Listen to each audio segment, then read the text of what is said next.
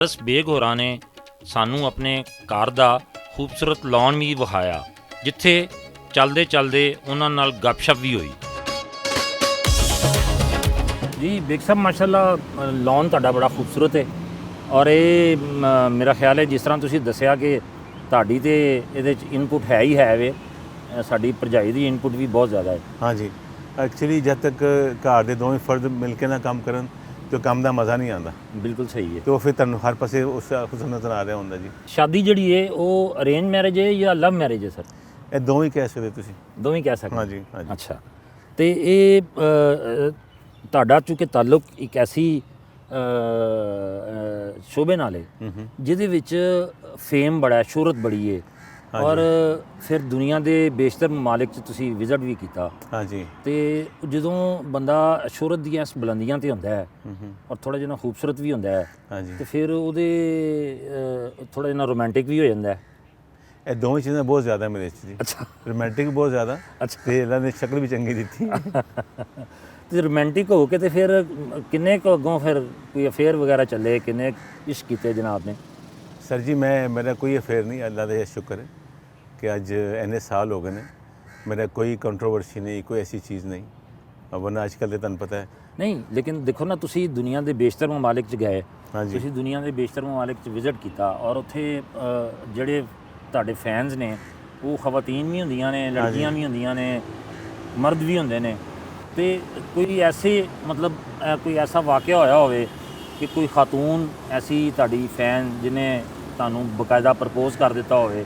Sir ਜੀ fans ਬਹੁਤ ਨੇ ਔਰ ਐਸੇ ਵਾਕਿਆ ਵੀ ਬਹੁਤ ਨੇ, ਲੇਕਿਨ ਮੈਂ ਆਪਣੇ ਫੈਨਸ ਨੂੰ ਔਰ ਬੜੇ ਆਪਣੇ ਜਿਹੜੇ ਐਸੇ ਵਾਕਿਆ ਨੇ ਮੈਂ ਡਿਸਕਸ ਨਹੀਂ ਕਰਨਾ ਚਾਹੁੰਦਾ। ਮੈਂ ਬਹੁਤ ਜ਼ਿਆਦਾ ਆਪਣਾ ਪ੍ਰਾਈਵੇਟ ਆਦਮੀ ਹਾਂ ਜੀ। ਅੱਛਾ ਜੀ। ਹਾਂਜੀ। ਯਾਨੀ ਕਿ ਲੇਕਿਨ ਹੈ ਨੇ, ਤੁਸੀਂ ਦੱਸਣਾ ਨਹੀਂ ਚਾਹੁੰਦੇ, ਵੇਖਣ ਵਾਲਿਆਂ ਨੂੰ ਨਹੀਂ ਦੱਸਣਾ ਚਾਹੁੰਦੇ। ਜੀ ਸਰ, ਜੀ ਸਰ। ਅੱਛਾ, ਬਿਲਕੁਲ ਸਹੀ ਹੈ। ਤੇ ਤੁਹਾਡਾ ਜਿਹੜਾ ਹੈ ਸਿੰਗਿੰਗ ਦਾ ਜਿਹੜਾ ਕੰਮ ਹੈ ਸਰ, ਗੁਲੂਕਾਰੀ ਦਾ, ਇਹ ਤੁਹਾਡੀ ਫੈਮਿਲੀ ਲਾਈਫ 'ਤੇ ਕੋਈ ਇਹਨੇ ਜ਼ਿਆਦਾ ਅਸਰ ਤਾਂ ਨਹੀਂ ਪਾਇਆ? ਮਤਲਬ ਤੁਸੀਂ ਚੂँਕਿ ਬਿਜ਼ੀ ਵੀ ਰਹਿੰਦੇ ਹੋ, ਬਾਹਰ ਦੇ ਦੌਰਿਆਂ 'ਤੇ ਵੀ ਰਹਿੰਦੇ ਹੋ, ਤੇ ਤੁਹਾਡੀ ਜਿਹੜੀ ਫੈਮਿਲੀ ਦੀ ਲਾਈਫ ਹੈ ਉਹ ਤਾਂ ਨਹੀਂ ਡਿਸਟਰਬ ਹੋਈ ਹੈ? ਬਿਲਕੁਲ ਨਹੀਂ ਜੀ। ਮੈਂ ਜਦੋਂ ਫਾਰਿਗ ਹੁੰਦਾ ਮੈਂ ਘਰ ਹੁੰਦਾ, ਮੈਂ ਕਿਧਰੇ ਨਹੀਂ ਜਾਂਦਾ। ਜਿੰਨੇ ਵੀ ਦੋਸਤ ਨੇ ਮੇਰੇ, ਮੈਨੂੰ ਪਿਆਰ ਕਰਨ ਵਾਲੇ, ਉਹ ਮੇਰੇ ਵੱਲ ਆ ਜਾਂਦੇ ਨੇ ਜਾਂ ਮੈਂ ਉਹਨਾਂ ਵੱਲ ਚਲਾ ਜਾਂਦਾ। ਮੇਰੀ ਕੋਈ ਐਸੀ ਐਕਟੀਵਿਟੀ ਨਹੀਂ ਹੈ ਕਿ ਮੈਂ ਸਵੇਰ ਦਾ ਨਿਕਲੇ ਰਾਤ ਨੂੰ ਘਰ ਆਵਾਂ। ਮੈਂ ਇੱਕ ਆਪਣਾ ਟਾਈਮ ਦਿੱਤਾ, ਹਰ ਚੀਜ਼ ਨੂੰ ਬੈਲੈਂਸ ਰੱਖਿਆ। ਜਿਹੜਾ ਬੰਦਾ ਹਰ ਚੀਜ਼ ਨੂੰ ਬੈਲੈਂਸ ਰੱਖਦਾ ਉਹਦੀ ਲਾਈਫ ਠੀਕ ਰਹਿੰਦੀ ਹੈ। ਖਾਣੇ ਦੇ ਵਿੱਚ ਕੀ ਪਸੰਦ ਕਰਦੇ ਹੋ? ਆਪਣਾ ਪਿਓਰ ਪਾਕਿਸਤਾਨੀ ਦੇਸੀ ਫੂਡ। ਅੱਛਾ। ਹਾਂਜੀ। ਤੇ ਕੋਈ ਕੁਕਿੰਗ ਦਾ ਵੀ ਸ਼ੌਕ ਹੈ? ਖੁਦ ਵੀ ਪਕਾਉਂਦੇ ਹੋ ਜਾਂ? ਕੁਕਿੰਗ ਦਾ ਇੰਨਾ ਨਹੀਂ, ਲੇਕਿਨ ਅੱਛਾ ਖਾਣ ਦਾ ਸ਼ੌਕ ਹੈ। ਲੇਕਿਨ ਅਗਰ ਮੈਂ ਪਕਾਵਾਂ ਤਾਂ ਬਹੁਤ ਅੱਛਾ ਪਕਾ ਲੈਂਦਾ ਹਾਂ। ਅੱਛਾ। ਹਾਂਜੀ। ਅੱਛਾ, ਤੇ ਦੁਨੀਆ ਦੇ ਤੁਸੀਂ ਬੇਸ਼ਤਰ ਮਮਾਲਿਕ ਦਾ ਵਿਜ਼ਿਟ ਵੀ ਕੀਤਾ, ਕੰਸਰਟ ਵੀ ਬੜੇ ਕੀਤੇ। ਜੀ ਸਰ। ਕਿਹੜਾ ਐਸਾ ਮੁਲਕ ਹੈ ਜਿਹੜਾ ਤੁਹਾਨੂੰ ਪਸੰਦ ਆਇਆ ਹੋਵੇ? ਮੈਨੂੰ ਜੀ ਇਟਲੀ, ਰੋਮ, ਅੱਛਾ, ਗ੍ਰੀਸ ਬਹੁਤ ਪਸੰਦ ਆਏ ਨੇ। ਔਰ ਮੈਂ ਯੂਰਪ ਜ਼ਿਆਦਾ, ਮੈਂ ਤਾਂ ਵੈਸੇ ਪੂਰੀ ਦੁਨੀਆ ਗਿਆ, ਲੇਕਿਨ ਮੈਨੂੰ ਯੂਰਪ ਜ਼ਿਆਦਾ ਪਸੰਦ ਹੈ। ਕੰਸਰਟ ਕਿਹੜਾ ਜਿਹੜਾ ਤੁਹਾਨੂੰ ਬਹੁਤ ਜ਼ਿਆਦਾ ਪਸੰਦ ਆਇਆ ਹੋਵੇ ਅੱਜ ਤੱਕ? ਤੁਸੀਂ ਤੇ ਬੇਸ਼ੁਮਾਰ ਕੀਤੇ ਨੇ। ਬਸ ਜੀ ਇੱਕ ਅਮਰੀਕਾ 'ਚ ਮੈਂ ਫੰਕਸ਼ਨ ਕੀਤਾ ਸੀ 14 ਅਗਸਤ ਦਾ। ਅੱਛਾ। ਉਹ ਅੱਜ ਤੱਕ ਨਹੀਂ ਭੁੱਲ ਸਕਿਆ ਕਿ 14 ਅਗਸਤ ਸੀ ਤੇ ਉੱਥੇ ਬਾਰਿਸ਼ ਹੋ ਗਈ, ਇੱਕਦਮ ਬਹੁਤ ਜ਼ਿਆਦਾ ਬਾਰਿਸ਼ ਹੋਈ। Open air C? Open air, of course. ਉੱਥੇ ਗਰਾਊਂਡ 'ਚ ਫੰਕਸ਼ਨ ਹੁੰਦੇ ਨੇ ਜ਼ਿਆਦਾ, ਤੇ ਲੇਕਿਨ ਲੋਕੀ ਝੰਡੇ ਲੈ ਕੇ ਖੜੇ ਰਹੇ, ਬਾਰਿਸ਼ ਹੁੰਦੀ ਰਹੀ, ਮੈਂ ਗਾਉਂਦਾ ਰਿਹਾ, ਕੋਈ ਵੀ ਨਹੀਂ ਗਿਆ। ਅੱਜ ਕੱਲ੍ਹ ਤੁਹਾਡੀ ਕੀ ਮਸਰੂਫੀਅਤ ਹੈ? ਕੋਈ ਅੱਜ ਕੱਲ੍ਹ ਮੈਂ ਪਿਓਰਲੀ ਬਿਜ਼ਨਸ ਕਰਨਾ ਜੀ, ਔਰ ਜ਼ਿਆਦਾ ਥੋੜ੍ਹੇ ਬਹੁਤ ਮੁਲਕ ਵਾਸਤੇ ਕੁਝ ਕਰ ਲਈਦਾ। ਕੋਈ ਸਾਰੇ ਦੋਸਤ ਸਿਆਸਤ ਵਿੱਚ ਹੈਗੇ ਨੇ, ਕੋਈ ਜਿੰਨੀਆਂ ਵੀ ਪਾਰਟੀਆਂ ਸਭ ਵਿੱਚ ਮੇਰੇ ਦੋਸਤ ਹੈਗੇ ਨੇ, ਤੇ ਕੋਈ ਨਾ ਕੋਈ ਅੱਛਾ ਕੰਮ ਕਰ ਲਈਦਾ ਸਰ। ਤੁਸੀਂ ਸਿਆਸਤ ਦਾ ਜ਼ਿਕਰ ਕੀਤਾ, ਸਾਨੂੰ ਪਤਾ ਹੈ ਕਿ ਤੁਹਾਡੇ ਬਹੁਤ ਸਾਰੇ ਸਿਆਸਤਦਾਨਾਂ ਨਾਲ ਜਾਤੀਆਂ ਦੋਸਤੀਆਂ ਨੇ। ਹਾਂਜੀ ਹਾਂਜੀ। ਇਹ ਵੀ ਪਤਾ ਲੱਗਿਆ ਕਿ ਇੱਕ ਮੌਕੇ 'ਤੇ ਤੁਹਾਨੂੰ ਮੁਸਲਿਮ ਲੀਗ ਨੂਨ ਦੇ ਵਿੱਚ ਸ਼ਮੂਲੀਅਤ ਵਾਸਤੇ ਬਕਾਇਦਾ ਦਾਵਤ ਵੀ ਦਿੱਤੀ ਗਈ। ਹਾਂਜੀ ਸਰ, ਬਿਲਕੁਲ ਇਸ ਤਰ੍ਹਾਂ ਹੀ। ਇਹ ਗੱਲ ਠੀਕ ਹੈ? ਬਿਲਕੁਲ ਠੀਕ ਹੈ। ਔਰ ਫਿਰ ਤੁਹਾਡੇ ਜਿਹੜੇ ਸਿਆਸਤਦਾਨਾਂ ਨਾਲ ਦੋਸਤੀਆਂ ਨੇ ਉਹਨਾਂ ਦੇ ਵਿੱਚ ਖਵਾਜਾ ਸਾਦ ਰਫੀਕ ਨਾਲ ਤੁਹਾਡੀ ਬਹੁਤ ਜ਼ਿਆਦਾ ਦੋਸਤੀ ਹੈ, ਚੌਧਰੀ ਸਰਵਰ ਸਾਹਿਬ ਨਾਲ ਵੀ ਤੁਹਾਡੀ ਬਹੁਤ ਜ਼ਿਆਦਾ ਦੋਸਤੀ ਹੈ, ਸਰਦਾਰ ਲਤੀਫ ਖੋਸਾ ਸਾਹਿਬ, ਲਤੀਫ ਖੋਸਾ ਸਪਤੈਨ ਸਾਹਿਬ, ਇਹ ਮੇਰੀ ਫੈਮਿਲੀ ਫਰੈਂਡਸ ਹੈ ਸਾਰੇ। ਤੇ ਸਰ ਤੁਸੀਂ ਸਿਆਸਤ ਵੱਲ ਕਿਉਂ ਨਹੀਂ ਗਏ? ਸਰ ਮੈਂ ਸਮਝਦਾ ਕਿ ਆਪਣਾ ਕੋਈ ਝੰਡਾ ਲਾ ਕੇ ਜਿਹੜਾ ਤੁਸੀਂ ਕੰਮ ਕਰਨਾ ਹੈ ਉਹ ਤੁਸੀਂ ਬਗੈਰ ਝੰਡੇ ਲਾਏ ਵੀ ਕਰ ਸਕਦੇ ਹੋ। ਤੇ ਪਾਕਿਸਤਾਨ ਦੇ ਵਿੱਚ ਮੈਂ ਸਮਝਦਾ ਤੁਸੀਂ ਅੱਛਾ ਕੰਮ ਕਰੋ, ਕੋਈ ਜ਼ਰੂਰੀ ਨਹੀਂ ਹੁੰਦਾ ਕਿ ਤੁਸੀਂ ਕੋਈ ਵਜ਼ੀਰ ਬਣ ਜਾਓ ਜਾਂ ਐਡਵਾਈਜ਼ਰ ਬਣ ਜਾਓ। ਕੰਮ ਚੰਗਾ ਕਰਨਾ ਚਾਹੀਦਾ। ਉਹਦੇ ਵਾਸਤੇ ਜਿਹੜਾ ਵੀ ਪਾਰਟੀ ਪਾਕਿਸਤਾਨ 'ਚ ਚੰਗਾ ਕੰਮ ਕਰਦੀ ਹੈ ਮੈਂ ਉਹਨੂੰ ਜ਼ਰੂਰ ਐਪਰੀਸ਼ੀਏਟ ਕਰਨਾ। ਜਿਹੜੀ ਪਾਰਟੀ ਮੈਂ ਪਸੰਦ ਕਰਨਾ, ਅਗਰ ਉਹ ਗਲਤ ਕੰਮ ਕਰੇਗੀ ਉਹਨੂੰ ਜ਼ਰੂਰ ਕਹਾਂਗਾ।